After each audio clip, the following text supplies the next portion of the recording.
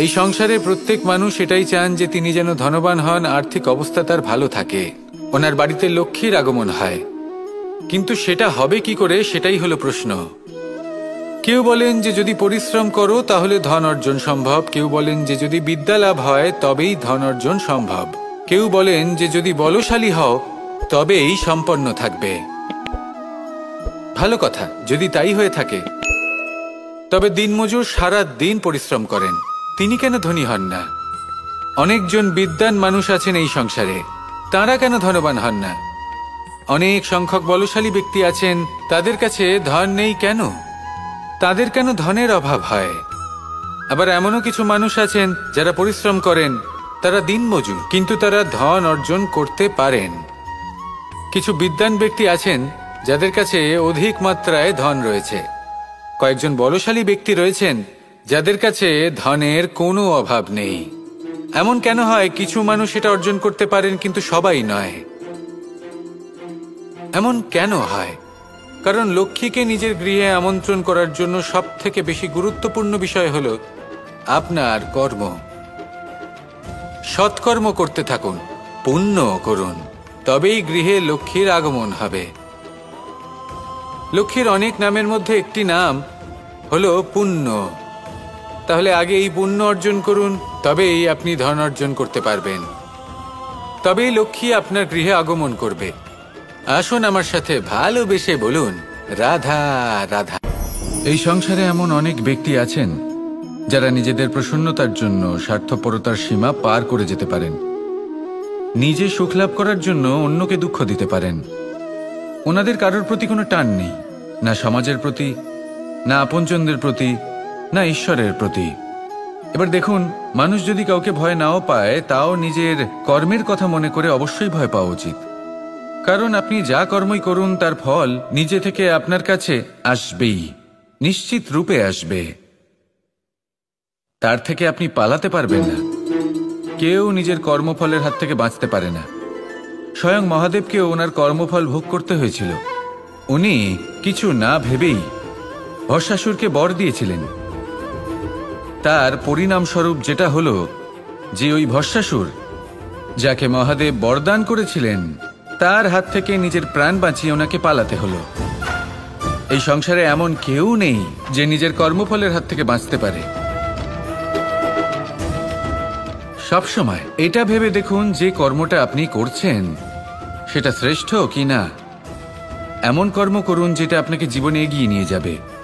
নিজেকে সৎ পথে রাখুন, কিন্তু এটাও সুনিশ্চিত করুন যে জীবনে যে কর্ম আপনি করছেন তাতে অন্য ব্যক্তির উপর কি প্রভাব পড়ছে, তাতে উনি দুঃখ পাচ্ছেন না তো? যদি আপনি যা করছেন তাতে সবার মঙ্গল হয়ে থাকে, তাহলে আপনার কাউকে ভয় পাওয়ার কোনো প্রয়োজন নেই। না কালকে ভয় পাবেন, না মহাকালকে। আসুন আমার সাথে ভালোবেসে বলুন রাধা রাধা। আমরা সবাই জীবনে কামনা করি। কেউ ধন সম্পত্তির কামনা করি, কেউ ভালোবাসার, কেউ বন্ধুদের, কেউ নাম খ্যাতি আদি ইত্যাদি। এগুলো লাভ করার জন্য আমরা চেষ্টা করতে থাকি, পরিশ্রম করতে থাকি, কিছু সময় পরে অর্জনও করে ফেলি। কিন্তু সবকিছু অর্জন করার কিছু সময় পরে এরা রুষ্ট হয়ে যান, আমাদের থেকে দূরে চলে যান বা আমাদের থেকে কেড়ে নেওয়া হয়। এমনটা কেন হয়?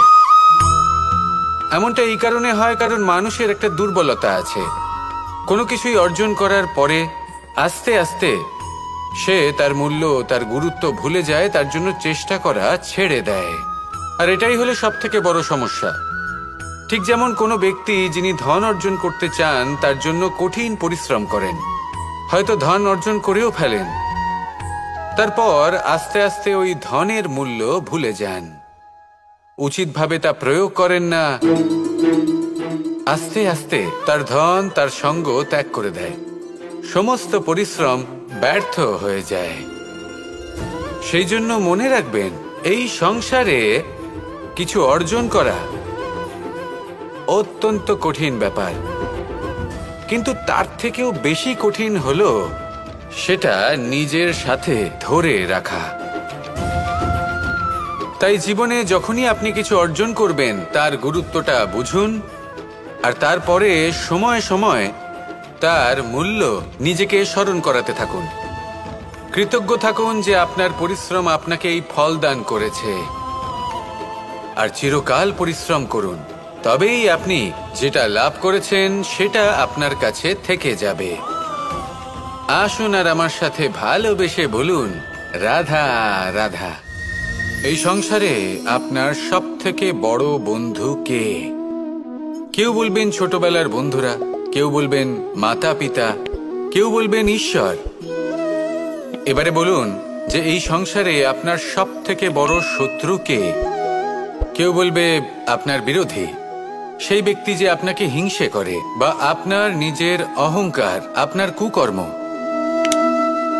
আমি বলবো যে এই সংসারে আপনার সবথেকে বড় বন্ধু হলো আপনার নিজের মন। এই চঞ্চল মনকে যদি আপনি নিয়ন্ত্রণ করতে শিখতে পারেন, তাহলে এর থেকে বড় বন্ধু এই সংসারে আপনি কোথাও পাবেন না। সেখানেই যদি এই মন আপনাকে বশ করে ফেলে, তাহলে সংসারে এর থেকে বড় শত্রুও আপনি কোথাও পাবেন না। সেই জন্য এই সংসারকে নিয়ন্ত্রণ করার চেষ্টা ত্যাগ করুন। প্রথমে এই মনকে নিয়ন্ত্রণ করতে শিখে যান, তাহলে এই জীবন নিজে থেকেই সাফল্যের পথে অগ্রসর হবে। আর তখন এই মন প্রসন্ন হয়ে বলবে, রাধা রাধা। এই সংসারে যদি আপনি শুভ কিছু অর্জন করতে চান, তাহলে দুটি পথ আছে। প্রথম হলো ধর্ম, আর দ্বিতীয় হলো কর্ম। কিছু ব্যক্তি এমন কথাও বলেন যে আমরা তো ধর্মের পথেই অগ্রসর ছিলাম, আমরা তো লক্ষ্যপ্রাপ্ত করতে পারলাম না, বরং আমাদের নিন্দা হলো। এবার এরকমটা ঠিক কেন হয়? এরকম এই কারণে হয়, কারণ দেখতে গেলে ধর্ম সবসময় আমাদের এমন পথ দেখায় যেটা আমাদের একটা শুভ লক্ষ্য প্রাপ্তিতে সাহায্য করে, কিন্তু সেই লক্ষ্যে আমাদের পৌঁছতে হবে নিজেদের কর্ম দ্বারা। যদি আপনি ধর্মের পথে অগ্রসর হয়ে থাকেন, তাহলে আপনাকে কর্মও করতে হবে। যদি ধর্মের পথে চলেন কিন্তু কর্ম না করেন, তাহলে লক্ষ্যপ্রাপ্তি হবে না। ঠিক সেইভাবেই যদি আপনি কর্ম করতে থাকেন কিন্তু ধর্মের পথে না চলেন, তাও লক্ষ্যপ্রাপ্তি হবে না। মনে রাখবেন যে ধর্ম এবং কর্ম হলো একটি মুদ্রার দুই পিঠের সমান। এদের নিজের জীবনে আত্মসাৎ করুন এবং অগ্রসর হন। এই সংসারের প্রত্যেক লক্ষ্য আপনার হবে। আসুন আমার সাথে ভালোবেসে বলুন, রাধা রাধা। প্রত্যেক মানুষ জীবনযাপন করেন, কিন্তু প্রত্যেক মানুষ বেঁচে থাকার রসদ জোগাড় করতে পারেন না। তাহলে কি করা যায়? জীবনের রসদ কিভাবে জোগাড় করা যায়? কিভাবে আমাদের চেষ্টা করে যাওয়া উচিত? আমাদের কি করা উচিত? কিছু কাজ আছে যেগুলো আপনাদের করতে হবে। সর্বপ্রথম, জীবনে যখনই কোনো সমস্যা আসবে, তখন নিরপেক্ষভাবে তার সম্মুখীন হন। তা সে যে সমস্যাই হোক, সেটা সমাধান করার জন্য আপনাকে শুভ পথ নির্বাচন করতেই হবে। তারপরে যদি আপনার হাতে কখনো ক্ষমতা আসে, সেই মুহূর্তে আরো বেশি বিনম্র থাকতে হবে। আপনি ধন অর্জন করলে তখন অহংকার জাগ্রত হতে দিলে চলবে না। আপনি যদি শক্তিশালী হয়ে ওঠেন, তাও অহংকার জাগ্রত হলে চলবে না। জীবনে যখনই ক্রোধ হবে, তখন নিজেকে নিয়ন্ত্রণ করুন আর ভেবে দেখুন যে যদি এই মুহূর্তে আপনি ক্রোধ দেখান, তাহলে তার পরিণাম কি হবে। এর ফলে কি কিছু শুভ ঘটনা ঘটবে নাকি অশুভ কিছু ঘটবে? শুধু এই কটা কাজ নিজেদের জীবনে আত্মসাৎ করুন, জীবন যাপন অত্যন্ত সহজ হয়ে যাবে। আসুন আমার সাথে ভালোবেসে বলুন, রাধা রাধা। ক্রোধ এ হলো এই সংসারের সবথেকে ঘাতক আবেগ। এই আবেগ আগুনের সমান। যদি কোনো ব্যক্তির মনে জাগ্রত হয়, তাহলে সামনের ব্যক্তিকে ভস্ম করার আগে সেই আগুন সেই ক্রুদ্ধ ব্যক্তিকেই ভস্ম করে দেয়। সেই জন্য এই ক্রোধকে নিজের থেকে দূরে রাখা অত্যন্ত আবশ্যক। কিন্তু তার অর্থ এটা নয় যে সেই রাগের কোনো মূল্য নেই। আগে হ্যাঁ, কখনো কখনো জীবনে এই ক্রোধের বহিঃপ্রকাশ অত্যন্ত প্রয়োজনীয়। যেমন একজন ব্যক্তি, তিনি অপরাধ করেই চলেছেন, আপনি তাকে সুযোগ দিচ্ছেন কিন্তু সে কথা শুনছে না। সে এই বিভ্রান্তি নিয়ে জীবন অতিবাহিত করছে যে সে যেটা করছে সেটাই হলো উচিত, আর এটাই ভেবে সে অধর্মের পথে অগ্রসর হচ্ছে। এমন একটা সময় ক্রোধের বহিঃপ্রকাশ অত্যন্ত প্রয়োজনীয়।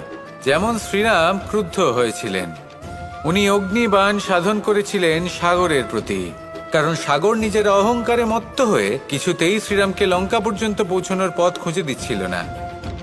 যখন শ্রীরাম ক্রুদ্ধ হলেন তখন সাগর ওনাকে পথ দেখালো। ক্রোধ প্রকাশ করুন, কিন্তু উচিত সময়, উচিত পরিস্থিতিতে, উচিত মাত্রাতে। আর কখনোই এই ক্রোধের আবেগ যেন আপনাকে নিয়ন্ত্রণ না করতে পারে।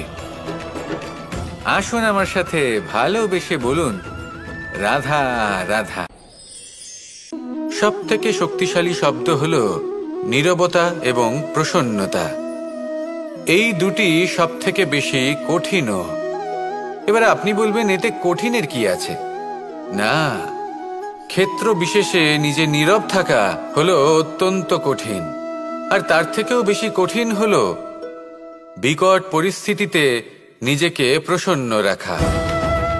কিন্তু যদি আপনি এটা শিখে যান, তাহলে এই নীরবতাই আপনাকে জীবনে অনেক বড় বড় সমস্যার হাত থেকে বাঁচাবে। এই প্রসন্নতা আপনাকে বিকটতর পরিস্থিতি থেকে বেরিয়ে আসতে শক্তি যোগাবে। তাই এই গুণ আত্মসাৎ করুন আর আমার সাথে ভালোবেসে বলুন, রাধা রাধা। গীতা আর আমি। চিরকাল বলা হয় কর্ম করো, কর্ম করতে থাকো।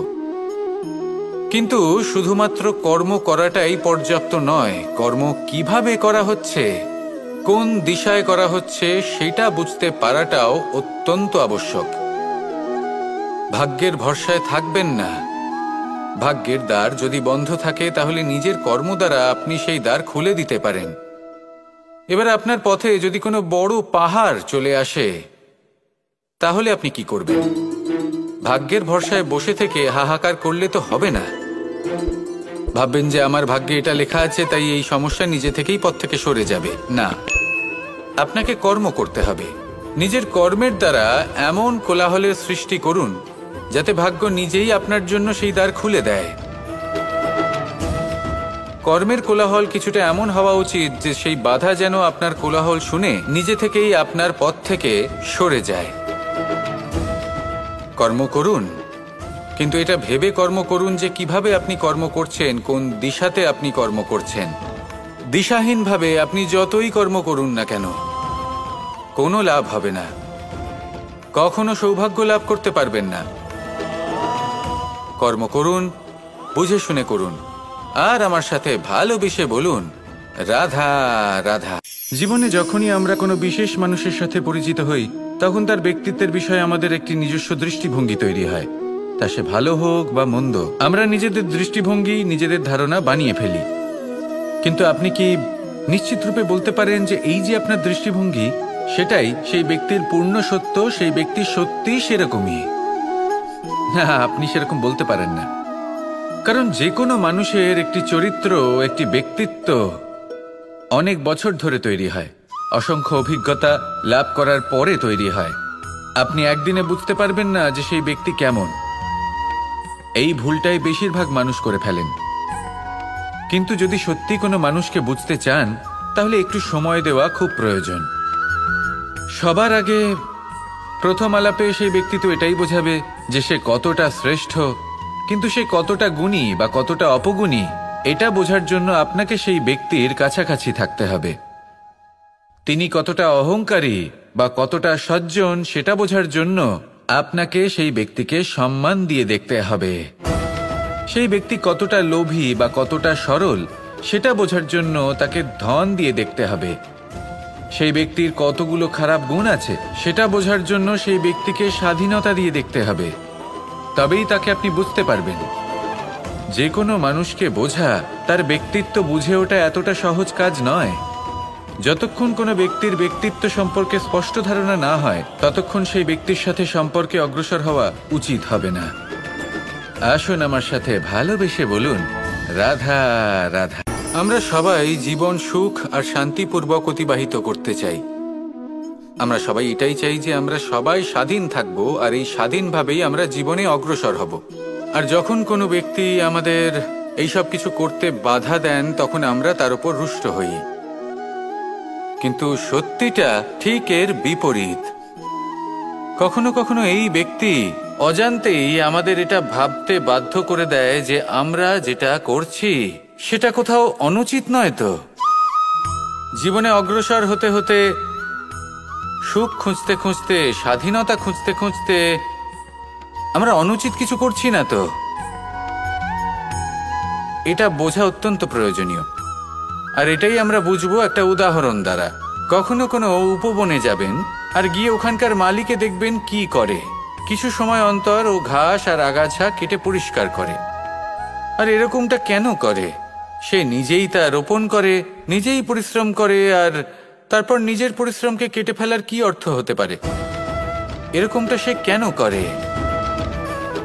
এরকম সে করে যাতে ঘাস এবং চারা সবাইকে নিয়ন্ত্রণে রাখতে পারে, আর সেই উপবনকে সে সুন্দর এবং মনোগ্রাহী করে রাখতে পারে। এটাই হলো ওর উদ্দেশ্য। এবার ভাবুন যে সেই ব্যক্তি আপনার জীবনে সেই কাজটাই করছে। আপনার জীবনে সে মালি হয়ে আসে আর কোনো শুল্ক ছাড়াই আপনাকে সে আরো উত্তম ব্যক্তি করে তুলছে। তাই মনে মনে ওনার প্রতি কৃতজ্ঞ থাকুন আর আমার সাথে ভালোবেসে বলুন, রাধা রাধা। আমাদের জীবন হলো একটি যাত্রাপথ, একটি প্রতিযোগিতা। আর এই প্রতিযোগিতায় এগিয়ে থাকার জন্য, জয়লাভ করার জন্য আমরা সবাই কোনো না কোনো সাহায্য খুঁজি। কেউ ঈশ্বরের শরণে যান, কেউ গুরুর কাছে যান, কেউ মাতা পিতার কাছে যান, আবার কেউ যোগ্য বন্ধু নির্বাচন করে নেন। আর হ্যাঁ, এনারা সবাই আপনাকে জীবনে অগ্রসর হওয়ার পথে সাহায্য করতে পারেন। কিন্তু এমন একজন ব্যক্তি আছেন এই সংসারে, যিনি এই সংসারে আপনাকে সবার আগে নিয়ে যেতে পারেন। আর সেই ব্যক্তি হলেন স্বয়ং আপনি, আর কেউ নয়। অর্থাৎ আপনি যদি চেষ্টা করেন, পরিশ্রম করেন, তাহলে আপনার বন্ধু, আপনার বান্ধব, আপনার পরিবার, আপনার গুরু আপনাকে সাহায্য করতে পারে, আপনাকে আরো অনেক বেশি প্রদান করতে পারে। কিন্তু যদি আপনার চেতনাই না থাকে, তাহলে কেউ আপনাকে এগিয়ে নিয়ে যেতে পারবে না। যেমন ছোট্ট একটা বালক যে সবেমাত্র হাঁটতে শিখছে, প্রথমে সে হামাগুড়ি দিয়ে চলতে চেষ্টা করে। তার মাতা পিতা তাকে দেখে খুব আনন্দ পান, তাকে উৎসাহও দেন। সেই ছোট বালক দাঁড়াতে চেষ্টা করে, হাঁটতে চেষ্টা করে, আবার পড়ে যায়, আবার উঠে দাঁড়ায়, আবার চেষ্টা করে, আবার পড়ে যায়। আর ভবিষ্যতে গিয়ে সে হাঁটতেও শিখে যায়, আবার দৌড়তেও শিখে যায়। এই সংসারে আপনি যে কর্মই করতে চান না কেন, যে স্বপ্নই আপনি পূর্ণ করতে চান না কেন, সেটা আরম্ভ হবে আপনাকে দিয়ে, আপনার কর্ম দ্বারা। তাই কর্ম করতে শুরু করুন। বাইরে থেকে সাহায্য পেতেই পারেন, তা সদ্ব্যবহার করুন আর আমার সাথে ভালোবেসে বলুন, রাধা রাধা। জ্ঞান। এই সংসারের, এই জীবনের আধার হলো জ্ঞান। আমরা সবাই জ্ঞান লাভ করতে চাই, সামনে অগ্রসর হতে চাই। কারণ আমাদের লক্ষ্য পূরণ করাই হোক, আমাদের পথ খোঁজাই হোক, বা যে কোনো কাজ হোক, এই জ্ঞান আমাদের সাহায্য করে। এই জ্ঞান অত্যন্ত আবশ্যক। কিন্তু অনেক মানুষ এটা বুঝতেই পারেন না যে জ্ঞান কিভাবে অর্জন করা যেতে পারে, কিভাবে এই জ্ঞান লাভ করা সম্ভব হতে পারে, কি কর্ম করতে হবে, কোনটা ভাবতে হবে। ওনারা না রীতি জানেন, না নীতি জানেন। সেই জন্য ওনাদের জীবনে জ্ঞান আসে না, তাই দুঃখী হয়ে পড়েন। আর এখানে বলি, দুঃখ পাওয়ার কোনো কারণ নেই। আপনার জীবনে জ্ঞান আসেনি, এটা কোনো লজ্জার বিষয় নয়। লজ্জার বিষয় হলো এটা যে জ্ঞান লাভের জন্য আপনি প্রস্তুতি নন, আপনি তৎপর নন, আপনি চেষ্টাই করছেন না। অজ্ঞানী হওয়া কোনো খারাপ বিষয় নয়, কিন্তু জ্ঞান লাভের পিপাসা না থাকা, এটা হলো সবথেকে বড় দোষ। তাই সবসময় জ্ঞান লাভের জন্য প্রস্তুত থাকুন আর চেষ্টা করতে থাকুন। আসলে নির্বাচনটা আপনাকে করতে হবে যে আপনি অজ্ঞানী থেকে জ্ঞানী হয়ে উঠতে চান, নাকি জ্ঞানী থেকে আবার অজ্ঞানী হয়ে উঠতে চান। আসুন আমার সাথে ভালোবেসে বলুন, রাধা রাধা। আমাদের জীবন হলো একটি যাত্রাপথ, একটি প্রতিযোগিতা। আর এই প্রতিযোগিতায় এগিয়ে থাকার জন্য, জয়লাভ করার জন্য আমরা সবাই কোনো না কোনো সাহায্য খুঁজি। কেউ ঈশ্বরের শরণে যান, কেউ গুরুর কাছে যান, কেউ মাতা পিতার কাছে যান, আবার কেউ যোগ্য বন্ধু নির্বাচন করে নেন। আর হ্যাঁ, এনারা সবাই আপনাকে জীবনে অগ্রসর হওয়ার পথে সাহায্য করতে পারেন। কিন্তু এমন একজন ব্যক্তি আছেন এই সংসারে, যিনি এই সংসারে আপনাকে সবার আগে নিয়ে যেতে পারেন। আর সেই ব্যক্তি হলেন স্বয়ং আপনি, আর কেউ নয়। অর্থাৎ আপনি যদি চেষ্টা করেন, পরিশ্রম করেন, তাহলে আপনার বন্ধু, আপনার বান্ধব, আপনার পরিবার, আপনার গুরু আপনাকে সাহায্য করতে পারে, আপনাকে আরো অনেক বেশি প্রদান করতে পারে। কিন্তু যদি আপনার চেতনাই না থাকে, তাহলে কেউ আপনাকে এগিয়ে নিয়ে যেতে পারবে না। যেমন ছোট্ট একটা বালক যে সবেমাত্র হাঁটতে শিখছে, প্রথমে সে হামাগুড়ি দিয়ে চলতে চেষ্টা করে। তার মাতা পিতা তাকে দেখে খুব আনন্দ পান, তাকে উৎসাহও দেন। সেই ছোট বালক দাঁড়াতে চেষ্টা করে, হাঁটতে চেষ্টা করে, আবার পড়ে যায়, আবার উঠে দাঁড়ায়, আবার চেষ্টা করে, আবার পড়ে যায়। আর ভবিষ্যতে গিয়ে সে হাঁটতেও শিখে যায়, আবার দৌড়তেও শিখে যায়। এই সংসারে আপনি যে কর্মই করতে চান না কেন, যে স্বপ্নই আপনি পূর্ণ করতে চান না কেন, সেটা আরম্ভ হবে আপনাকে দিয়ে, আপনার কর্ম দ্বারা। তাই কর্ম করতে শুরু করুন। বাইরে থেকে সাহায্য পেতেই পারেন, তা সদ্ব্যবহার করুন। আর আমার সাথে ভালোবেসে বলুন, রাধা রাধা। গঙ্গা ভারতের সবথেকে শক্তিশালী নদী, এমন একটি নদী যে নিজেই হলো একটি ইতিহাস। কিন্তু কখনো ভেবেছেন যে এই গঙ্গা নদীর প্রবাহ যখন গঙ্গোত্রী থেকে শুরু হয়, তখন তার উৎপত্তি কিভাবে হয়? হিমবাহ যখন গলে যায়, তখন একটি ফোঁটার জন্ম হয়। সেই ফোঁটাগুলোর সাথে আরো কিছু ফোঁটা যুক্ত হয়, তারপরে একটি ছোট ধারা উৎপন্ন হয়, সেটা বইতে থাকে। এর পরবর্তীতে আরো অনেক ধারা আরো অনেক ফোঁটার সাথে যুক্ত হয়ে যায়, আর অবশেষে একটা মহান বিশাল ধারা জন্ম নেয়, যাকে আমরা মহানদী গঙ্গা বলি। সেই জন্য এই কথা বলা হয়েছে যে একটি পাথর দিয়ে প্রাচীর বানানো যায় না। মহানদী গঙ্গা আসলে কি, যদি ভালোভাবে ভেবে দেখেন, তবে এ হলো অগুন্তি জলের ফোঁটার মিশ্রণ, যেটা আরম্ভ হয় একটি ফোঁটা দ্বারা। একটি ফোঁটা যা এদের সকলকে নিজের অন্তরে সমাহিত করে নেয় এবং এমন একটি যাত্রা শুরু করে যা পরবর্তীতে মহানদী গঙ্গার রূপ ধারণ করে। এর থেকে আমরা কি শিক্ষা পাই? এটাই যে জীবনে শুধুমাত্র পরিশ্রম এবং সমস্যার সম্মুখীন হওয়াটাই পর্যাপ্ত নয়, সেটা তো সকলকেই করতে হয়। প্রয়োজন হলো সারল্য। সারল্য দ্বারা সবাইকে নিজের অন্তরে সমাহিত করে নিতে হবে, তাদের সাথে চলতে হবে, অনেককে এক করে তুলতে হবে। এই প্রবৃত্তি যদি আপনি নিজের অন্তরে জাগ্রত করেন, তাহলে আপনিও গঙ্গার মতো মহান হয়ে উঠবেন। আসুন আমার সাথে ভালোবেসে বলুন, রাধা রাধা। যখনই আমরা মহাদেবের কথা স্মরণ করি বা ওনাকে পুজো করি, তখন আমরা বলে থাকি হর হর মহাদেব। কিন্তু এই গৌরব আরেকজন দেবীও লাভ করেছেন, দেবী গঙ্গা। যখন আমরা গঙ্গা নদীতে প্রবেশ করি, সেই জলকে হাতে নিয়ে আমরা বলি হর হর গঙ্গা। ভেবে দেখুন, ভারতে এবং এই সংসারে এত সংখ্যক নদী রয়েছে, কিন্তু এই গৌরব, এই সম্মান, এই মহানুভবতা শুধুমাত্র দেবী গঙ্গাই লাভ করেছেন। এমন কেন? কারণ দেবী গঙ্গা যে স্থান থেকে প্রবাহিত হতে শুরু করেন, সেই স্থান থেকেই এই সংসারের সিঞ্চন শুরু হয়ে থাকে। নিজের সঞ্জীবনী শক্তি দ্বারা উনি এই সংসারের মঙ্গল করেন। মানুষের অন্তরের সেই পাপ, নেতিবাচক বোধ, সেই মালিন্য উনি নিজের অন্তরে সমাহিত করেন, সেই মানুষের শুদ্ধিকরণ করেন, আর তার বদলে কিছুই চান না। ঠিক সেভাবেই আমাদের জীবনে এমন কিছু মানুষ আছেন, যদি আমরা তাদের সাহায্য করতে পারি, বিপদ থেকে বেরিয়ে আসার জন্য তাদের প্রেরণা যোগাতে পারি, ওনাদের শক্তি প্রদান করতে পারি, ওনাদের দুঃখ ও যন্ত্রণা আমরা হরণ করতে পারি, আর তার বদলে কিছুই না চাই, তাহলে আমরাও মহান হওয়ার পথে অগ্রসর হয়ে যেতে পারি।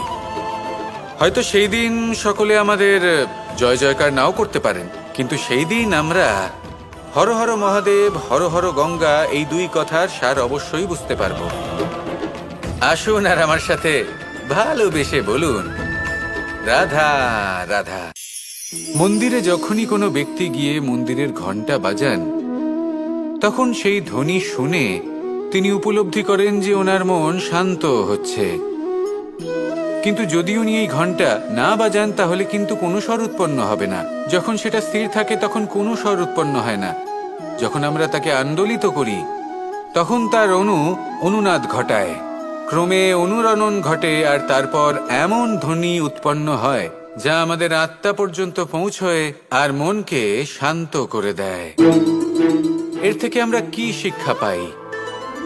এটাই, যদি আপনারা জীবনে আবদ্ধ তাহলে থামবেন না, স্থির হয়ে থাকবেন না, চলতে থাকুন, চেষ্টা করতে থাকুন, কখনো থামবেন না।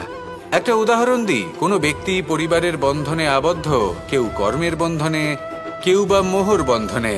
যদি আপনি আবদ্ধ থাকেন আর যদি সেই বন্ধন থেকে বেরিয়েও আসতে পারছেন না, তখনও চেষ্টা করতে থাকুন। লক্ষ্যে যদি পৌঁছতে নাও পারেন তাও চেষ্টা করতে থাকুন। কিছু না হলেও আপনি একটি মন্দিরের ঘন্টার মতো অন্য কোনো ব্যক্তিকে তার লক্ষ্যে পৌঁছে দেওয়ার কাজটা অবশ্যই করতে পারবেন। জীবনে কিছু শুভ কাজ করতে পারেন, অন্য কারোর মঙ্গল করতে পারেন, তাকে প্রেরণা প্রদান করতে পারেন। যদি আপনি চেষ্টা চালিয়ে যান জীবনে কখনোই ব্যর্থ হবেন না। তাহলে এভাবেই চেষ্টা করতে থাকুন আর আমার সাথে ভালোবেসে বলুন, রাধা রাধা। মানুষের সবথেকে বড় পুঁজি কি? তার সবথেকে বড় শক্তি কি? আমি যখন এই প্রশ্নটা করি তখন কিছু মানুষ বলেন মানুষের বল, তার ধন, তার জ্ঞান, তার বন্ধু, এরাই মানুষের শক্তি। তারপর আমি জিজ্ঞেস করি মানুষের সবথেকে বড় দুর্বলতা কি? তখন তারা আমাকে বলেন সেই বল, জ্ঞান, মিত্র, এই সব কিছু হারিয়ে ফেলার ভয়। এই সংসারে এমন একটা আবেগ রয়েছে যা আপনার সবথেকে বড় শক্তিও হয়ে উঠতে পারে, আবার সবথেকে বড় দুর্বলতাও হয়ে উঠতে পারে। আর এই আবেগের নাম হলো বিশ্বাস।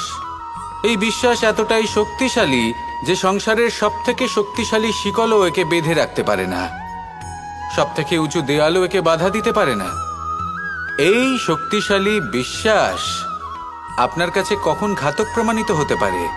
যখন আপনি অন্যের উপর আস্থা রাখেন এবং এতটাই বিশ্বাস করেন যে আপনি নিজেকে হীনমন্য করে তোলেন। আপনার জীবন শুধুই অন্যের উপর ভরসা করে নির্ভরশীল হয়ে পড়ে। বিশ্বাস অবশ্যই করুন, কিন্তু সর্বপ্রথম নিজের উপর আস্থা রাখুন। তবেই এই বিশ্বাস আপনার শক্তির বৃদ্ধি ঘটাবে। তখন এই বিশ্বাস আপনাকে বল, সম্পত্তি, জ্ঞান, বন্ধু সব কিছুই অর্জন করতে সাহায্য করবে।